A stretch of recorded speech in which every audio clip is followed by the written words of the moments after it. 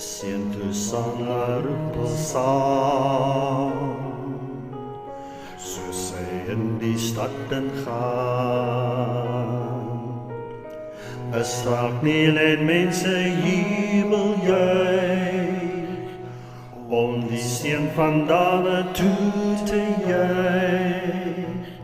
Ons verwagting, hy's die koning, losse lam, uit Juda stam.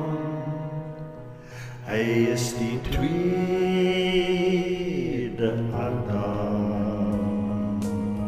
En soos die kou en duister dae, geniet ons saam die avondmaal.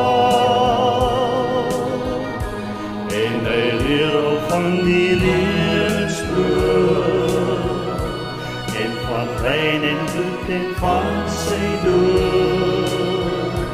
Want die Pascha-lam het 'n prys wat hy moet betaal, om ons te haal. Hy's die volmaakte Adam. Hier doet zweet op sy aangesig, smeek hy in die Vaders lig. Hou die lewensbeker ver van my, maar in die sal ek die stryd bestry.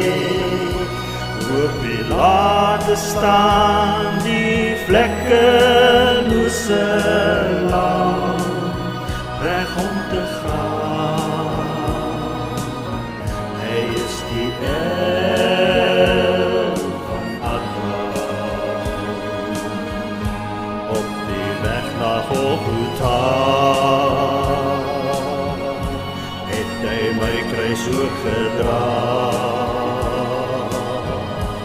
en die spykers krak deur hout en bloed, ure lang vir die son se gloed. En daar's redding weer, die lyding van die lam, wat dood daar aangeoffer vir die siel van Adam. Aram juig en jubel dan, dat sy seun het opgestaan. Dood het nou geen mag oor hom of my, hy het reeds vir ons die stryd gestryd, en regverdig staan ons nou voor God, terwyl ons hom bely, sy gees in my. Dis Jahweh se gees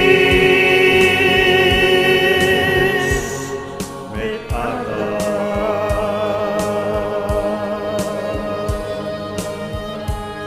Dis Jahweh se gees